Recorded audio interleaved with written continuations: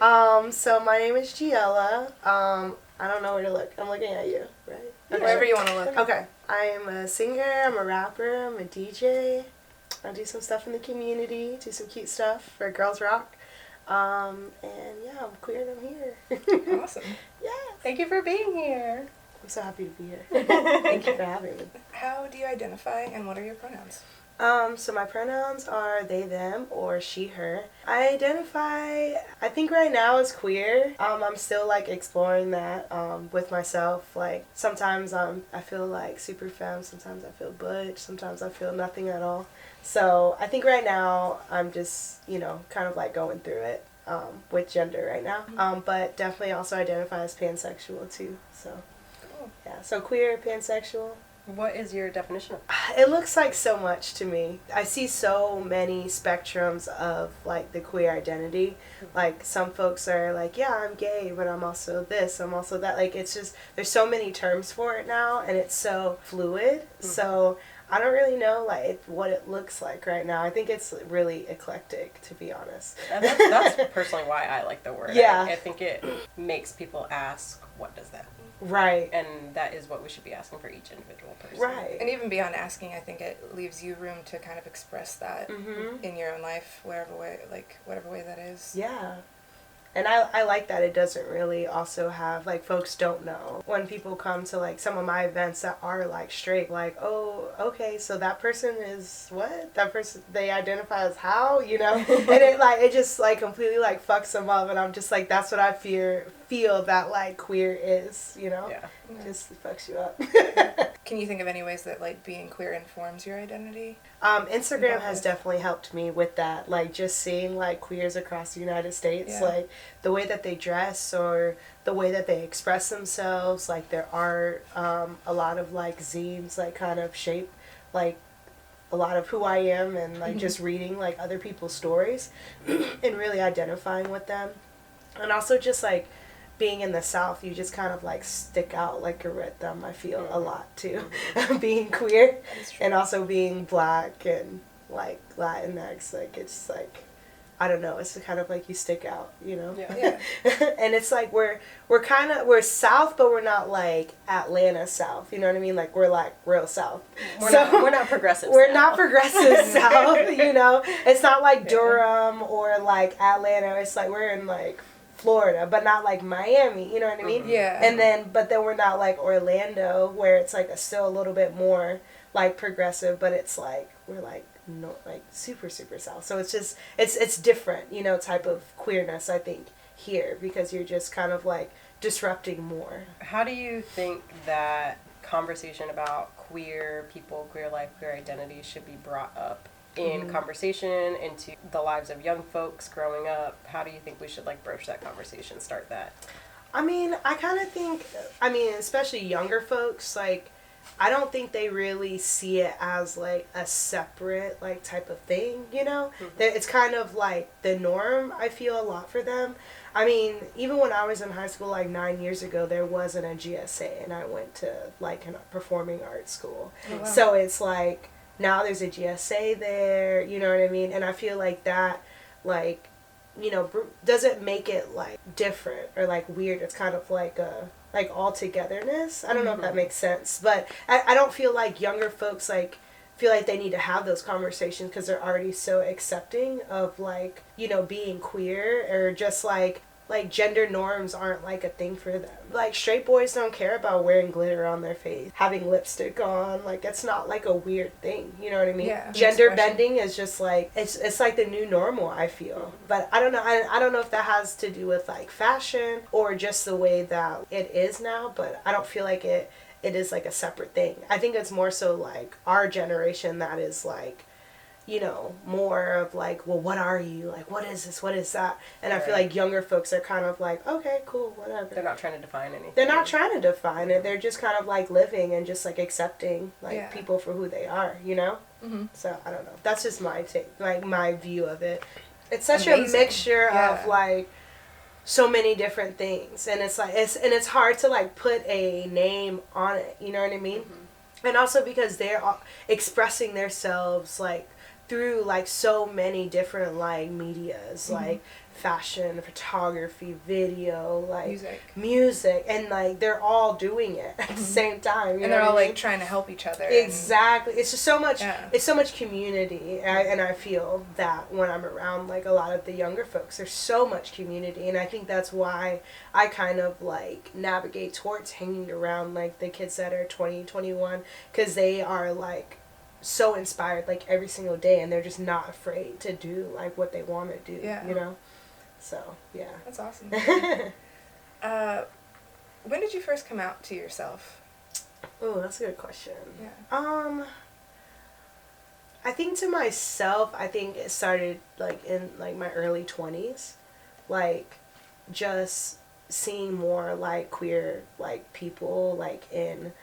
I think Tumblr, like, helped a lot, too. Yeah, and it's, like, I think sad. I always was, like, attracted to, like, everyone, but I kind of just didn't, I didn't know how, I thought it was, like, a different thing to talk to girls and talk to boys. Like, I thought it was, like, some different way that, like, girls and boys, there was ways to like flirt with them, or like I didn't know I could be in charge to like talk to a girl, if that makes sense. Like I always felt like, okay, this is the type of girl that needs to like talk to me, or I don't know, like it's just stupid. Like I felt like if you were going to be a lesbian or whatever in that realm, you were going to be the femme version. I was going to be the were accustomed to dating men. But I wasn't never really that. I felt I was kind of femme growing up, but not really. Like I was still more of like a tomboy. Role of that like it was do. Yes, exactly. Like I had to wait, you know, and just not knowing how to navigate those conversations with women.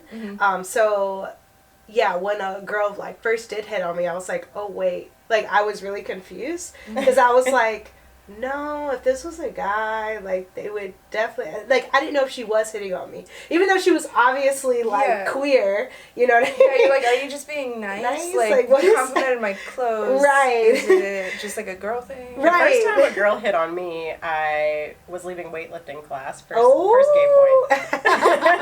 Gay! Out of all the electives, I picked weightlifting. Walking out of weightlifting class, and she just straight up asked me on a date, and I looked at her and I was like, I'm not gay, and just started bawling and ran away. So they probably just like traumatized her doing that too. I saw her like 2 or 3 years later. Oh my God. Out in 5 Points, and she was just like gorgeous walking across the street, and I was like, I'm so dumb. I'm so gay. Damn. Yeah, so it definitely was like in my early 20s, and I was kind of like, all right, this is what I am. This is who I am. Unfortunately, I was like, you know, knee deep in a like straight relationship when I figured that out, and I still didn't know how to like communicate that and be like, hey, this is like who I am. This is like what I am, because like I was still like kind of talking about that to myself, so I didn't really know how to like say that to you know him at the time. Yeah, it's kind of like you felt like you had to figure it out. Yeah. First, so you like knew all the points, and you were like, yeah, definitely this. Exactly, and I was also like really big in the church too. Like I was on the praise team. I was at church every single Sunday, and I kind of was just like, fuck, like what do I do? You know what I mean? Like I can't, like I don't know, and I just kind of like took some time to kind of be with myself too, because I was like, I don't know what is like happening. Yeah, I don't know what's happening right now. Did you feel like there would be backlash if you came out at church? 100%. And I think that was the thing, was because I was like so in the forefront of like being involved in the church, and I just didn't know how to like have those like type of conversations, you know? And I wasn't ready. I didn't want to. I just kind of wanted it to be like I was dating another guy, you know? I didn't want it to be a conversation. I just kind of just wanted it to be me, you know? Right. So, yeah. So once you formulated it in your head, what you knew about yourself, what experience or thought process led you to being able to come out to another person, and who did you come out to, and how did that look? So the first person I actually came out to was my pastor, because he called me, and he was kind of like, what's going on? Like, why aren't you at church? Like, what is happening? And I was just like, I hadn't said it to anybody, but I knew, like, this is, like, I was like, is this my I guess this is it. I was like, I am gay. Like, I like women. Like, and this is like tough for me to like go to church and know that this is what I feel and this is like what I am, and like I don't feel like, you know, people will accept me for who I am. And he was just like, okay, so why aren't you coming to church? Like, it's okay. And he was really sweet about it. Aww. And he was just like, you can come back to church. Like, that's not going to affect, like, anything or, like, who you are or how God, like, loves you. So that was, like, really awesome. So then I was like, oh, that was easy. And then I came out to my mom and I let her know. And she was just like, okay, that's fine. Like, I love you. I know, my mom's great. She was like, I love you for who you are. She was like, as long as, like, just the same with, like, if a guy was dating you, as long as he's not hurting you, you're not hurting him, like, y'all are safe. Like, that's all I care about, you know? Love you, Karina. I know. Everybody love Karina. And she was just, like, really excited. She was like, well, who is she? And, like, I want to know, like, about her, want to meet her. Yeah, it was really sweet. Really sweet. It was really sweet. So it was awesome. That was awesome, coming out to my mom. And then social media was very accepting, too. Like, when I finally came out online, I came out as pansexual because lesbian didn't really feel like a term that I identified with, like, at the time, because I still was very attracted to men. I was very attracted to women still, so yeah, that's how that kind of was. Do you have any other queer identified family members?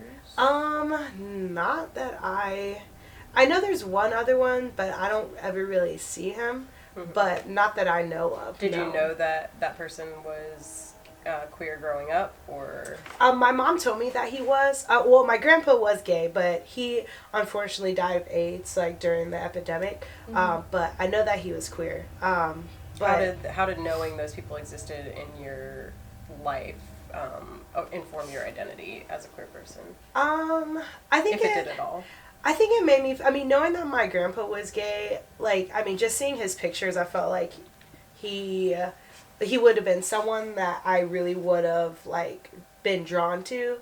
He was into music, like, he was a cook, like, I mean, his house was, like, just so gay, like, he was just, like, always, like, wearing, like, white tuxes, like, he was so fancy. Because why not? Right, just, why not? Like, that's beautiful. Yeah, he was a beautiful man, and I felt like he, like, knowing about him, like, didn't, like, really scare me away from telling my parents that I was gay, because both of my parents, like, really loved my mom, especially loved my dad's dad, so I didn't really feel like it was gonna be, like, a weird, like, conversation with them, you know? But with my dad's, I don't really even know my dad's side of the family at all, like, I kind of know my grandma, but, like, not really, so it didn't really, like, you know, deter me from, like, telling them, but just knowing that he existed kind of, like, made me feel good, you know? And, like, also wanting to know, like, about him and, like, his story and, like, growing up, like, being, like, I think he was gay, like, pretty much a lot, like, his whole life, and also just being POC and, like, living in Chicago, like, during the 80s, like, what was that like, you know, just wanting to know, like, his story, you know, more so than anything. But no, I mean, other than that, I think I'm pretty much the gay cousin. So, the gay Thea. Gotta represent. Right, and my family doesn't treat me any different, like, on social media, they're very supportive, like, anytime I'm hosting an event, or just, like, I post anything about, like, my queerness, they're always like, that's so great, Mija, like, I'm so proud of you, I love you, you know, and they're just like, we're so happy, like, you're in your truth, and, like, they're really great, and it's crazy, because I wouldn't think they would be like that, because they're just, like, a lot older generation, like, my mom's, like, a 60s baby, so it's, like, you know, even my grandma's, like, really, like, okay with it, so it's kind of wild. How has your identity influenced your creative endeavors, and vice versa? A lot. A lot. I'm just, like, I try to incorporate, like, being queer in, like, everything that I do, just because, like I was saying earlier, just, like, really being in the South, like, it just disrupts, like, so much. And it's like different when you go to, like, LA or you go to New York, where being queer or being black or being brown is, like, oversaturated, you know? like there's so much of it, like everywhere, you know, but here there's not a lot of spaces for that. So when like black and brown like queer folks do come to like my events, and they're just like, damn, like this doesn't feel like I'm in Jacksonville right now, you know, like this is a space for us to like be in. So that like doing those types of things like for Duval folks like really inspired me to be like, damn, like I want to do this like so much more, because it's needed here, you know, and it's wanted here, because like we're just so segregated to like urban night, you know, when hip-hop is the hip-hop, and like R&B and just like black culture is pop culture, you know. That's what influences so much of like everything. You know what I mean? There's no getting away from it. There's not, you know. And so it just sucks that we're just like kind of pushed off to the side when we are like the reason for the season, you know. So so yeah, it's definitely shapes like everything that I do. How did you come to identify as a queer artist? Because I know you didn't always identify that way. I think after I came out, like just like I listened to the internet. That was like one of my like first like I guess queer artists that I was like listening to, and when I just heard her saying like she and her like on records, I was like, oh damn, like this is amazing. And at the time there wasn't really a lot of like out like queer like people. Like I don't think Frank Ocean was like out yet. So for me it was like, damn, like this is a black like queer woman like singing about another woman. Like this is crazy. No one else is like doing this shit, you know. So like listening to her like really helped me and like shaped me, and also like seeing her live, and then you know her going from this kind of like butch to almost this like kind of femme, but like now she's like wearing crop tops and stuff now, and I'm just like, oh my god, like you know, like just being a fan of hers and being like, damn, like gender is just, it's such a spectrum. It's just so many like different like looks and different things, you know. So yeah. Yeah, it just makes me think of when I think the last Duval folks you had, what was the song that you were? You like interrupted the middle of a song, and because they were singing about like, the guys do this, and like girls do this, and you're like, gender doesn't exist, and everyone just like freaked out, and you could just feel the energy, like it was high already, and then like it was like, look, we were outside, there was no roof, so like blow the roof off the place, but like if you could, it would have happened. It was just like such a moment. Yes, and it was so good. It was beautiful. It was, and that's why I love it, because it's like you got the straight boys like cheering on, the queer boys are shaking their asses, and like the drag queens, and then like the black femmes being uplifted. It's like all these like marginalized folks just like coming and just being like centered and like highlighted, and everyone is like okay cheering with it on. You know. Not even just okay, just like pushing. It's just what it is. Yeah, it's so good. So beautiful. I love it. Oh, I So in your line of work and your creative life, how do you respond to like homophobic remarks or homophobia? Because it does happen. It does. As much as like you fight and set safe spaces for people. It's hard to get away from. It's so hard. I try not to be ethnic about it as much as possible, meaning like going off or just like cussing people out. Like, I mean, if it calls for it, then I will, you know what I mean? If I need to like fuck some shit up, like, which I have before, like I'll do it, you know what I mean? But for the most part, as far as like online stuff, honestly, I just turn into a troll, to be honest. I just get real petty. Tell us how you really feel. It's what I do. Can you give us like a colorful example or anything? Like, I'm trying to think. Like, I honestly don't have a lot of people online that, you know, do a lot of like racist or like homophobic things. I think the one thing that I can really remember that sticks out in my mind that I got real passionate about was when Philadelphia added the black and brown stripes to the pride flag. Do you remember when that happened a couple years ago? So the city of Philadelphia, like the queer folks there, they redid the flag and they added black and brown to the top.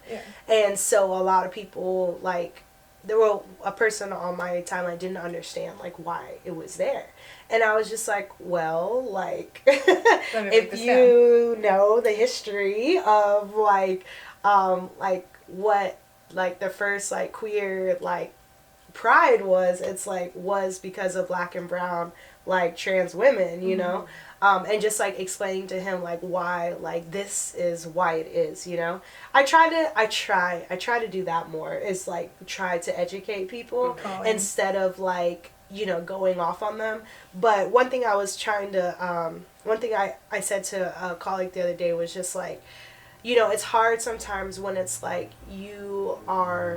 when you're a black and brown like queer person, like you're always having to explain things to people, you're always having to educate people on things, and it just gets frustrating, you know. And it's like, to you might be like, whoa man, I was just like asking a question, like my bad. But it's like when you're like the 10,000th person that's had to like, you know, so they're having the experience for the first time, and you're having it for the 10,000th exactly time. And it's a little like more exhausting, right. And it's like when they can just as easily like research something and they totally have access to it, you know. We all do.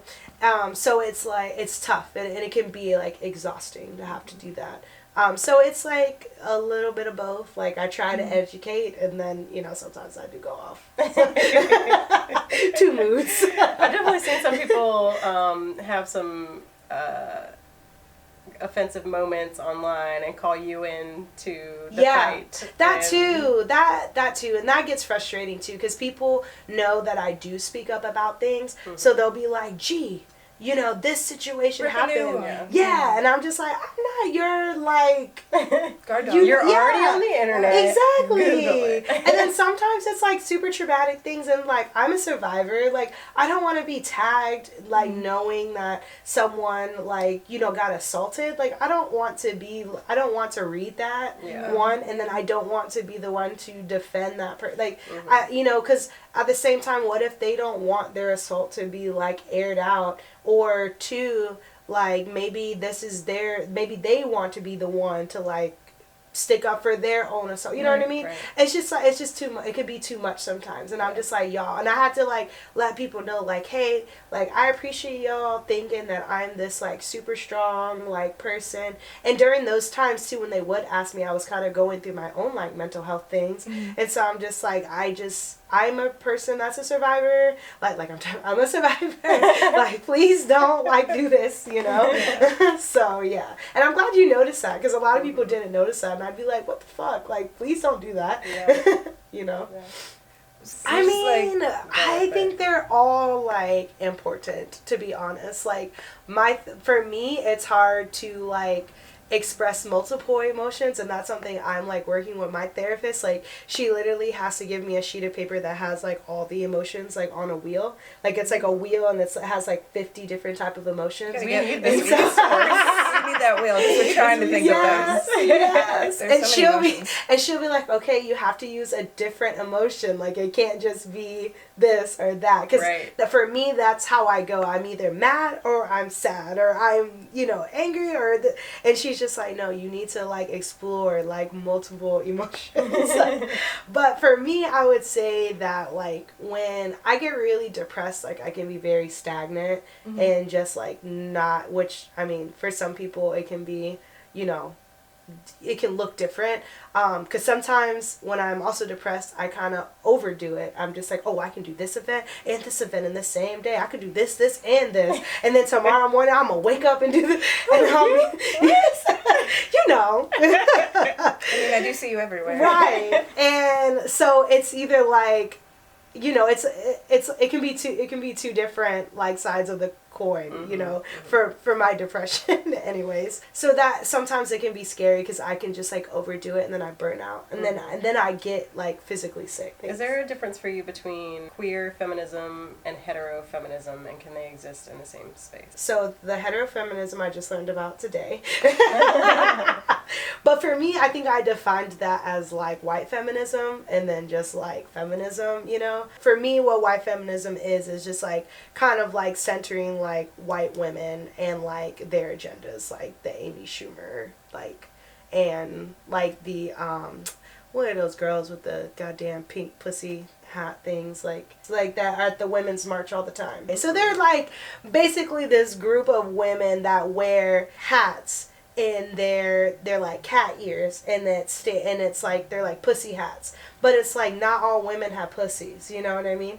And for feminists sometimes they're like, what does that mean? What do you mean not all women have pussies? It's like there's trans women, like there's like non-binary folks, like there's other women than just like straight white pussies, you know, or pink pussies. Like there's like brown pussies, there's, you know what I mean? There's like so many different types of people. And I think sometimes too, like within the Women's March, there's things that happen to like black trans women that we don't talk about. There's things that happen to black women that aren't talked about in the movements, you know, black women being labeled as aggressive or being too much, when it's like, no, we're just trying to like let you know, trying to keep your space. Yeah, trying to like let you know, like as black women there's so much more than just being a woman. Like there's also being black, also like our social status, also like where we grew up, like where we currently, like there's just more than just being a woman, you know? Like having to choose like your womanhood over your blackness is like, and the limitations that come with that. Yeah, and it's two different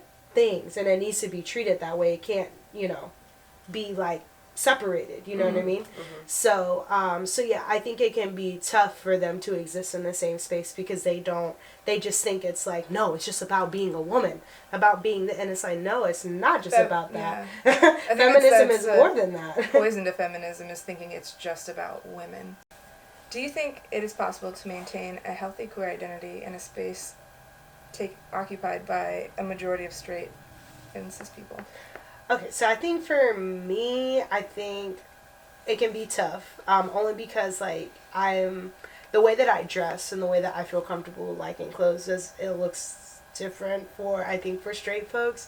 I have a belly, so I don't really care about that, and I'm just like wearing skirts or like crop tops that just like, you know, showcase that. And like I wear like pins and stuff that say like, you know, my pronouns, or that say like "and white silence," or just like different like type of like things. And so like I can feel sometimes when people like notice that and they're kind of like, what the fuck, like what is happening? So sometimes it does make me feel uncomfortable if I'm having like any type of like dysphoria, and then if I'm not, I'm just kind of like, whatever, I'm taking up space right now, like fuck you, you know? So it kind of looks different, I think, on different days, and I think it just depends on like where my mental health is at, as to like how I feel. But when I'm in like queer spaces, I just kind of am like, you know, I feel like more at ease because a lot more of the people look like me, you know what I mean? Like they dress like me, or, you know, and it's like my identity is like celebrated, you know.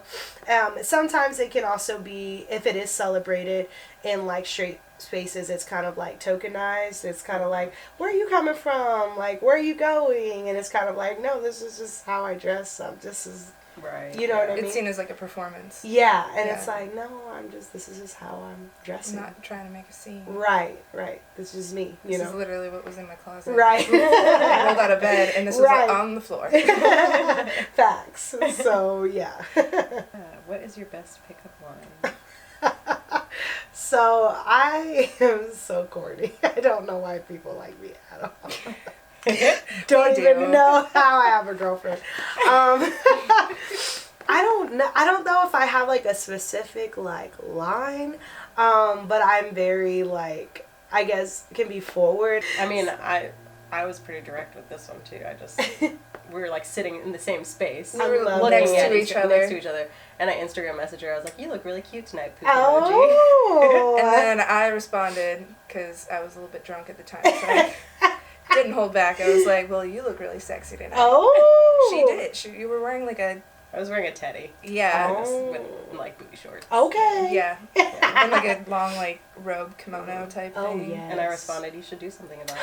Oh, I like. Yeah. And then we proceeded to make out in the back of a root down. Oh, amazing. Amazing. I love it. I still think it's funny that you thought it was just gonna be a one and done. Oh. I did. I thought she was a fucking The tea. So, like, how would you like to be approached? I don't know. Because I'm kind of like here for the shy bays, but I'm also here for the like the directness, you know what I mean? Mm-hmm. I think a mixture of both. Like, here for the shy bays, though. 100%. Yeah. The ones that I'm like, are you? But I don't know. Like I don't know what's challenge. happening. Yeah, a little Like challenge. a little mystery. Like you're gonna like play with their necklace. Exactly. And see how they respond to No, I that. thought you were gonna say play with their nipple. What did you think sex was before you had sex? Okay, before I had sex, That's a like, good one. That's a I good thought you one. needed to be naked, like revolving bed, like disco ball. One of those like round ones. Put a quarter in it and it vibrates. Yes. Gotta pay for it. I think Like, it was like 4 hours the of a first room. time like I watched sex. It was like at a sleepover, like with my like friends. You saw that were sex like live girls. for the first time? No. Not live, it was Like probably recorded. it was like it was on like Stars or something. Oh, like when they real would have it sex? at night. Oh, like gross ones? Yes. Was it the Real so Sex nasty. series? I don't know what it was, like, specifically. But I remember us, I like, remember it was those, like a yeah. sleepover. We were, like, flipping the channels, and we were all like... And you were like, keep it. Yes! Stop. We were like, what? And then we thought we heard an adult, and we, like, changed the channel real quick.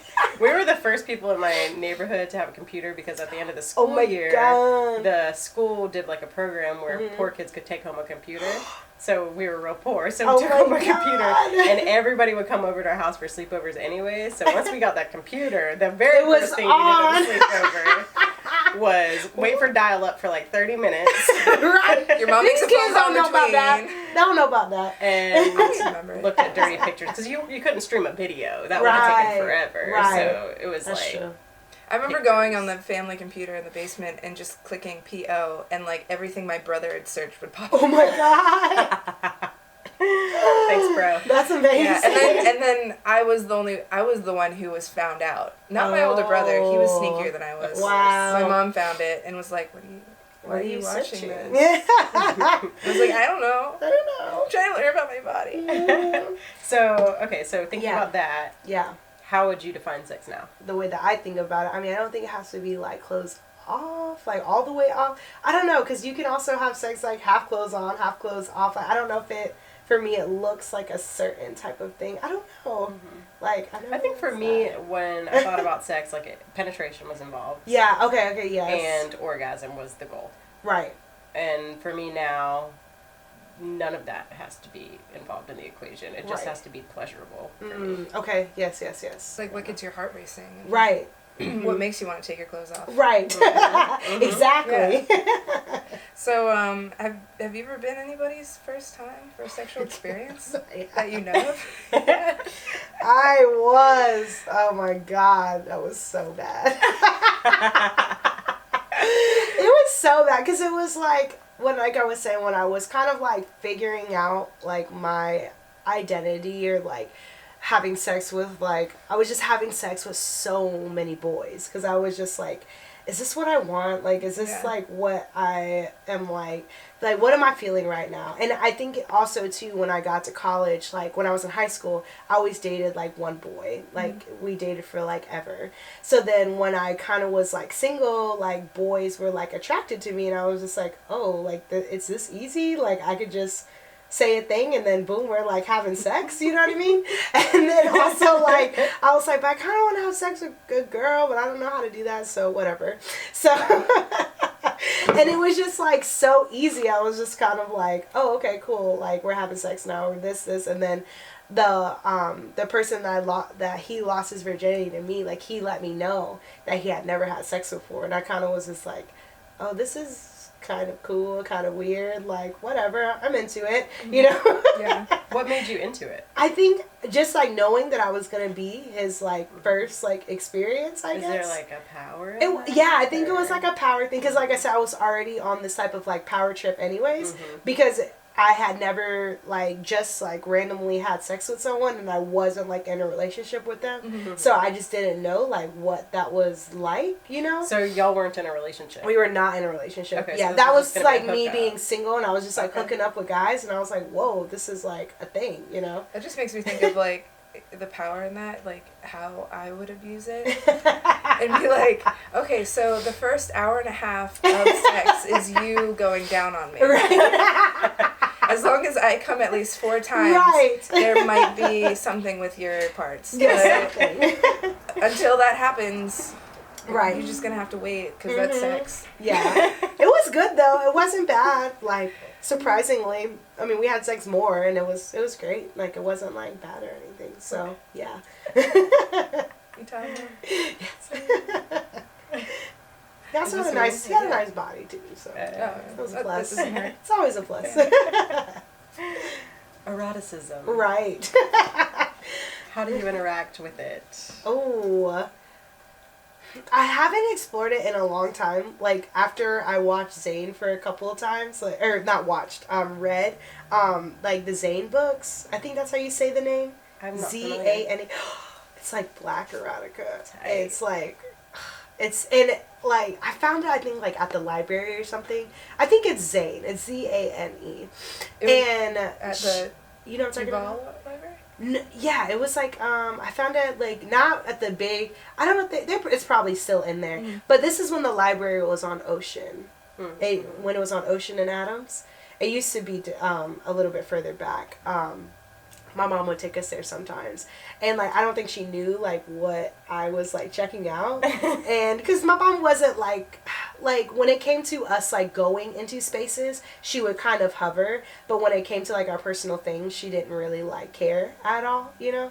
So yeah, this book, it just goes into like complete detail, and it's just like so much drama. Like, the one girl is like a sex addict, but then she's like married, and then her husband finds out, and then like she gets into this crazy car accident where she like almost died, and then they make up, and then they go out into the woods, and then the lover like finds them in the woods. Like, it's so much. That sounds interesting though. It's so good, but the way that she describes sex, I was just like, whoa, like, and that's when I felt like I really kind of like knew like what it was, like a little bit more of what it was, because the way that she described it, like, it was very sexy, but it was like also, it felt like very like intimate at the same time, you know. And it's a really like easy read as well. So you know if it was written by a woman? Or? It's written, I'm pretty sure it's written by a black woman. Cool. I'm pretty sure it is. And she has like so many of them. I think it's Sane is how you say it. And she had a movie that came out not too long ago, but I never watched it. But I did read a fuck ton of her books like growing up, and fucking like going into like middle school is when I like discovered them. That's amazing. Wow, perfect timing. Yeah. So how many times do you think a person could fall in love in their lifetime? I think a lot. Yeah. I mean, for me, being pansexual, I'm like attracted to so many people, and I can't like, I don't know how to like control that or turn that off. And like, sometimes the attraction is sexual, but sometimes the attraction is just like, I just love like your personality, or I just love talking to you or being around you. And I think falling in love can look like so many different things. It can be platonic, it can be intimate, it can, you know, be so many different things, you know. So for me personally, I think a lot, because I know I've fallen in love a lot of times, so. Then you probably can't answer this question. How many times do you think you've been in love in your life? Oh, how many times have I been in love? I would say 3. Like, for sure. Like, in love. And just like it being like total bliss, like, definitely 3. No name dropping. No name dropping. You know who you are. You know who you are. If you know, you know. So what would you say are 2 things that you know about yourself without any need to reinforce them? Just 2. I'm tired all the time. That's the truth. That is the truth. Yep. I'm tired. I'm tired of everything. I'm black. Yes. Yes. Yes. Those 2 things I know. Black as hell. That's all right. It's beautiful. I'm tired in black. I'm tired in black. Sums it up. That's my identity actually now. How do you identify? So now that we've done the interview, how do you identify? I'm tired and I'm black. And what are your pronouns? Sleepy. Sleepy. And Negro.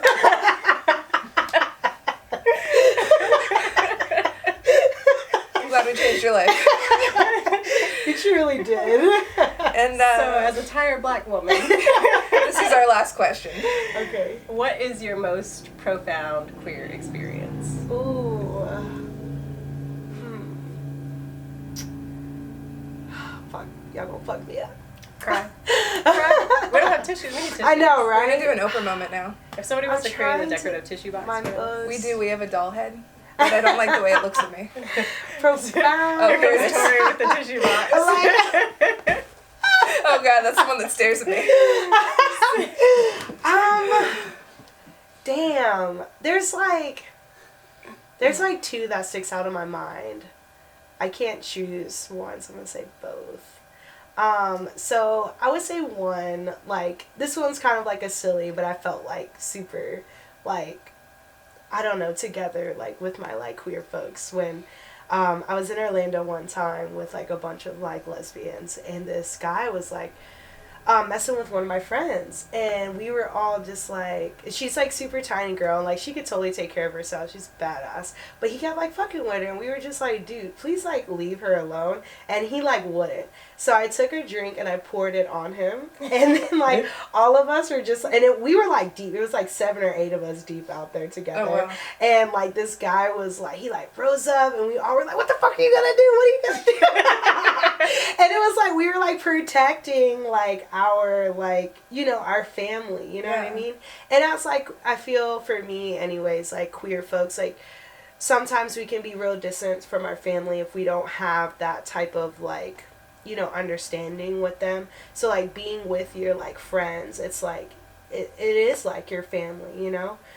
So it just felt like we were like so together in that moment, like, no, you're not gonna fuck like with her, you know, she's like with us, like leave us alone, like we're chilling, she's literally like, you know, hanging back, she's not even doing anything, you know what I mean? Mm-hmm. And like when we left the club, like it was just like so much love, we were just like, no, we're gonna fuck that guy up, like he can't be messing with you, you know what I mean? Like that can't like happen, you know. And then this other time was being at Girls Rock. We have this conference that's up in New Jersey, and we have this thing called like the POC caucus, and it's only POCs can go to it. Mm-hmm. And just like being in that space with like all these like super powerful like organizers, and like hearing like some of the things that they like go through like in their life, and also like organizing, and just like knowing that like that, and during that time there was a song saying that like we're not alone, and like we're the ones that we've been like waiting for, was like super powerful to like be around, and just to know that there's like people around the world that like if I ever like really need anything, like I can lean on them, and I know that like they're experiencing like what I'm experiencing, and they're like creating like so much goodness in the world with like music, and you know, just like teaching like kids like some very like useful tools that we don't learn like in school. Mm-hmm. You know, about consent, and about like racism, and about like queerness, but just like being in that circle with like all these like people of color was just so beautiful, because I had never experienced that before. So those two moments really, that's so beautiful. really stick out in my mind, and I love Girls Rock. So yeah, I love you. I love you, and I like you. Like Aww. You. Thank you for having so me. much for being here. Yeah, really, thank you. No problem. Got me. Oh. I'm dehydrated, so I can't cry. Oh. I like you, Nina. I like you, Ari. Oh. I like you, G. I like you, Nina. I like you. We like I you. like you. If you were watching that.